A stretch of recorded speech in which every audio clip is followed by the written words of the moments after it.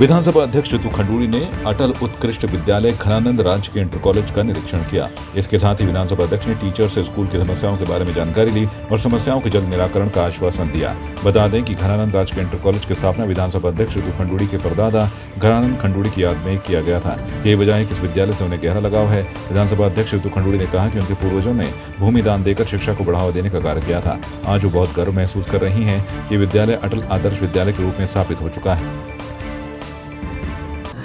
देखिए, मुझे बहुत अच्छा लगता है। मैं यहाँ जब भी पहुँचती हूँ और आज यहाँ पे पहुँची हूँ, हमारे जो मेरे दादाजी, मेरे पिताजी के परदादाजी घनानंद खंडूड़ी जी, उनके समय का ये सोच रही कि हमें शिक्षा को बढ़ावा देना चाहिए और उन्होंने यहाँ पर ज़मीन दान की ताकि एक अच्छा स्कूल चल सके। और मुझे खुशी है कि आज ये अटल उत्कृष्ट विद्यालय हो गया है और साथ ही साथ यहाँ पे जो टीचर्स हैं, जो प्रिंसिपल्स हैं, उनके अच्छे काम की वजह से धीरे धीरे यहाँ पर बच्चों की तादाद भी बढ़ रही है। और इसको और कैसे हम सुदृढ़ कर सकते हैं और कैसे अच्छा कर सकते हैं, क्योंकि ज़मीन की कोई कमी नहीं है, जगह बहुत सुंदर है, आसपास के कैचमेंट एरियाज़ प्राइमरी स्कूल्स के काफ़ी होंगे, बहुत अच्छे यहाँ पर बोर्डिंग स्कूल्स चलते हैं। तो बहुत सारा विचार हुआ है कि हम इस जो स्कूल को और बढ़िया इस कैसे कर सकते हैं, क्योंकि दान दी हुई चीज़ है, शिक्षा के लिए दी हुई चीज़ है, मेरे परिवार ने दी है। तो मैं चाहूँगी कि यहाँ पर और अच्छा हम बच्चों को शिक्षा दे सकें। घनानंद राजकीय इंटर कॉलेज मसूरी 1929 में इसकी स्थापना हुई थी और इसका जो सर्वप्रथम जो घनानंद हाई स्कूल खोला गया था, यह मसूरी के जो लंडौर में कोहिनूर बिल्डिंग है, वहाँ पर राधा वल्लभ खंडूड़ी जी ने अपने बड़े भाई घनानंद खंडूड़ी जी की याद में इस विद्यालय को स्थापित किया था। उसके पश्चात उन्होंने नाभा स्टेट से किंगरेक स्टेट को ख़रीदा और उसके बाद इस संपत्ति को जो है घनानंद हाई स्कूल को हस्तांतरित किया, दान किया उनको, और उसके बाद से यह विद्यालय 1930 से अविरल किंगरेक स्टेट में चल रहा है। हाँ, विद्यालय की बहुत सारी समस्याएं हैं, क्योंकि सरकारी संस्था है तो बहुत सारी चीज़ें सरकार पर डिपेंड रहती है। तो उन्होंने हमें आश्वासन दिया है कि विद्यालय की जो भी मूलभूत सुविधाएं जो हमने मांग पत्र प्रस्तुत किया है, उसके अनुसार वो इस पर कार्यवाही करेंगी और विद्यालय के में जो भी कार्य होने हैं, जो भी मरम्मत के कार्य होने हैं, उसके लिए उन्होंने विद्यालय परिवार को आश्वासन दिया है कि वह उसे पूरा करेंगे। RN भार्गव इंटर कॉलेज में लायंस क्लब मसूरी हिल्स के तत्वाधान में कारगिल शौर्य दिवस मनाया गया। इस मौके पर बतौर मुख्य वक्ता जम्मू कश्मीर केंद्र की सदस्य निधि वोगड़ा ने अपने संबोधन में कारगिल युद्ध की विजय पर मार्मिक वक्तव्य दिया। कार्यक्रम का शुभारंभ उत्तराखंड के शहीद और टिहरी रियासत के आंदोलनकारी श्रीदेव सुमन के चित्र पर दीप प्रज्वलित कर किया। इस मौके पर विद्यालय के प्रधानाचार्य और लायंस क्लब हिल्स के रीजन चेयरपर्सन अनुज तायल ने सभी का स्वागत किया और कार्यक्रम के बारे में विस्तार से जानकारी दी। इस मौके पर कार्यक्रम के मुख्य अतिथि लायंस क्लब के पूर्व मंडलाध्यक्ष गौरव गर्ग ने कहा कि कारगिल की जीत से भारत ने बड़ा मुकाम हासिल किया, जिससे पूरे विश्व में भारत का नाम हुआ। कारगिल दिवस बनाते हुए 5वां वर्ष है इस बार लायंस क्लब मसूरी हिल्स को। 5 वर्ष पूर्व वहीं से रामादेवी स्कूल से इसकी शुरुआत की थी और ये कि श्रद्धांजलि है उन 527 शहीदों के लिए जिन्होंने कारगिल में युद्ध लड़ते हुए अपने प्राण अर्पित किए और पाकिस्तान के हाथ में जाने से उस महत्वपूर्ण जगह को, जो हमारे बॉर्डर के लिए बहुत ज़रूरी है कारगिल, उसको हिंदुस्तान के पास ही रहने दिया और अपना तिरंगा फिर से वहाँ पर फहराया। एक तो मैं कहना चाहूँगी कि मैं जम्मू कश्मीर अध्ययन केंद्र से हूँ और हमारा एक रहा है ये प्रयत्न कि हम कारगिल विजय दिवस को जन मानस के बीच में ला सकें, क्योंकि ये एक युद्ध ऐसा है जिसके बारे में कुछ चर्चा कम होती थी कुछ सालों पहले। तो वहाँ के जो हमारे शहीद हुए हैं, जो वो युद्ध था, समझिए 5 मई से शुरू हुआ और 26 जुलाई को ख़त्म हुआ। ये बहुत लंबा समय होता है युद्ध का और इसमें हमारे 550 से ऊपर ज़्यादा हमारे सेना के जवान, एयरफोर्स के शहीद हुए हैं। ये भी बहुत एक बड़ा नंबर है। तो हमारा ये प्रयत्न रहता है कि हर एक इंसान उनकी शहादत को सलाम करे और जो उसका जो पूरा इम्पोर्टेंस थी उस युद्ध की, क्यों वो युद्ध हुआ, उसको रोकने के बाद हमने क्या क्या किया, ये सब चीज़ें हम जनमानस तक पहुँचे। जैसे युद्ध हुआ उस समय हमारी जो हाईवे थी कारगिल की, वहाँ से आती थी जो श्रीनगर से लेकर लेह तक वो कटने वाली थी, सियाचिन कटने वाला था, तो वो बचाया हमारे जवानों ने। और आप समझिए 16,000 फीट से ऊपर पाकिस्तान की सेना ने चोटियां घेर ली थी, और जब वो चाहते तो हमारे सेना को अटैक कर सकते थे। द्रास को अटैक किया था, वो सबसे निकाल के हम भारत को सुरक्षित बाहर लाए। पौड़ी में कारगिल शौर्य दिवस के अवसर पर जिला प्रशासन की ओर से संस्कृति विभाग के प्रेक्षागृह में कार्यक्रम का आयोजन किया गया। कार्यक्रम में मुख्य अतिथि विधायक राजकुमार पोरी उपस्थित रहे। इस मौके पर स्कूली छात्र छात्राओं ने देशभक्ति से संबंधित कार्यक्रमों की प्रस्तुतियां दी। इस दौरान कारगिल शहीदों के परिजनों, सेनानियों और पूर्व सैनिकों को सम्मानित किया गया। कारगिल युद्ध का हिस्सा रहे रिटायर्ड सूबेदार बकुल रावत ने कारगिल युद्ध की आंखों देखी घटना सुनाई। इस दौरान पूरा माहौल देशभक्तमय हो गया। वहीं इस दौरान कई विभिन्न प्रतियोगिताओं के विजेता छात्र छात्राओं को पुरस्कृत भी किया गया। बहुत बहुत बधाई देता हूं कि आज हम लोग 24 वर्ष पूरे होने पे विजय दिवस को मना रहे हैं। इस अवसर पर मैं यही कहूँगा कि उन शहीदों को आज हम श्रद्धांजलि यहाँ पर अर्पित कर रहे हैं। तो मेरा कहना यही है कि नई पीढ़ी जो है, इससे हम लोग सीख लें कि वास्तव में कोई भी काम आसान नहीं होता है। और कारगिल विजय तो बहुत बड़ा मिशन था, इसमें 2.5 महीने का जो समय लगा है, उसके बाद 26 जुलाई को विजय की घोषणा की गई। और इस अवसर पर मैं वास्तव में दिल की गहराई से सबको, उन सच्चे सपूतों को जो है नमन करता हूँ, श्रद्धांजलि अर्पित करता हूँ कि उन लोगों की बदौलत हम सब लोग जो है सुरक्षित हैं। आज कारगिल विजय दिवस है और हमारे लिए बहुत ही गर्व की बात है। जो वहाँ पर शहीद हुए हैं वो हमारे साथी के हैं। हमारे एक ही थाली में हमने खाना खाया, एक साथ रहे, एक बैंकर में रहे, एक ड्यूटी करी। उनके भाग्य में शहीद होना था, वो शहीद देश के लिए शहीद हुए हैं। और शहीद के वो माताएं तो हमेशा के लिए वो अमर हो गई हैं, जिन्होंने ऐसे बेटों को जन्म दिया है कि जो देश के लिए शहीद जो वहाँ हुए हैं। और मैं उस समय के प्रधानमंत्री माननीय अटल बिहारी वाजपेयी जी को बहुत बहुत धन्यवाद करता हूँ कि उन्होंने उस कारगिल युद्ध से ही शहीदों के पार्थिव शरीरों को उनकी माँ, उनकी बहनें, उनकी पत्नियों तक पहुँचाने का कार्य किया है। और हमें तो कोई गर्व नहीं होता, हम तो सोचते थे वहाँ पर कि हम भी देश के लिए शहीद हो जाएंगे, लेकिन जो शहीद होना एक बहुत बड़ी बात है। और इससे बड़ी बात यह है कि आज देश हम शहीदों को ये कारगिल शहीदों को जो है ये 26 जुलाई का कारगिल शहीद विजय दिवस के रूप में मनाता है। ये हमें पूर्व सैनिकों को बहुत बड़ा गर्व होता है और हमारा सीना चौड़ा होता है। बहुत गौरव की बात है कि जो हमारे पौड़ी के उसमें 75 आदमी शामिल हैं, ये बड़ी गौरव की बात है। जो अपने अटल बिहारी वाजपेयी साहब ने किया है वो सबसे अच्छा काम किया है कि जो पहले बॉर्डर में कहीं मरता था उसकी डेड बॉडी उनके परिवार को नहीं मिलती थी। उसके बाद जो है उन्होंने इतना सहूलत दे दी है भी पूरे फौजियों को कि उनकी डेड बॉडी उनके घर तक पहुंचाने का प्रबंध सरकार करती है। और आज तक ये है कि आज तक उनको ये भूले नहीं है कि आज भी उनको याद करते हैं। हर साल 26 जुलाई के दिन हमको बुलाया जाता है, हमारा सम्मान किया जाता है।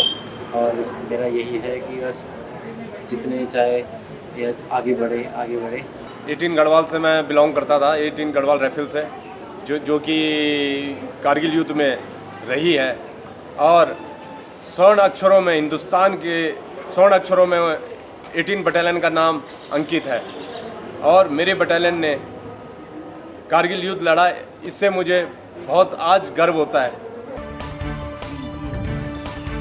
पाकिस्तान पर भारत विजय के उपलक्ष्य में मनाया जाने वाला कारगिल विजय दिवस पिथौरागढ़ में शौर्य दिवस के रूप में धूमधाम से मनाया गया। मुख्य कार्यक्रम जिला मुख्यालय पर उल्का देवी मंदिर परिसर के पास स्थित शहीद स्मारक स्थल पर आयोजित हुआ, जहां पर जिलाधिकारी रीना जोशी ने जनपद के कारगिल शहीद जोहार सिंह, किशन सिंह, गिरीश सिंह एवं कुंडल सिंह बेताल के चित्रों पर पुष्प चक्र अर्पित कर उन्हें श्रद्धांजलि दी। इस दौरान पुलिस की टुकड़ी ने शहीदों को गार्ड ऑफ ऑनर दिया। इस अवसर पर जिलाधिकारी और उपस्थित गणमान्यों ने शहीदों के परिजनों को सम्मानित किया।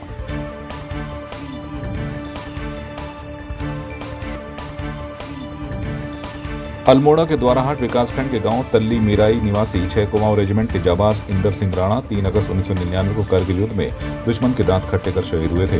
कारगिल विजय दिवस के अवसर पर ग्रामीणों के साथ ब्लॉक प्रमुख दीपक किरोला ने शहीदों को श्रद्धांजलि दी। इस दौरान ग्रामीणों ने शहीद के गाँव की सरकार द्वारा अनदेखी करने का भी आरोप लगाया। ग्रामीणों का कहना है कि उनके बेटे के शहीद होने पर गाँव तक सड़क निर्माण की घोषणा की गई थी, जो आज तक पूरी नहीं हुई है। हालांकि कफड़ा और तल्ली मीराई बैंड पर शहीद के नाम का गेट लगाकर खाना पूर्ति कर दी गई है।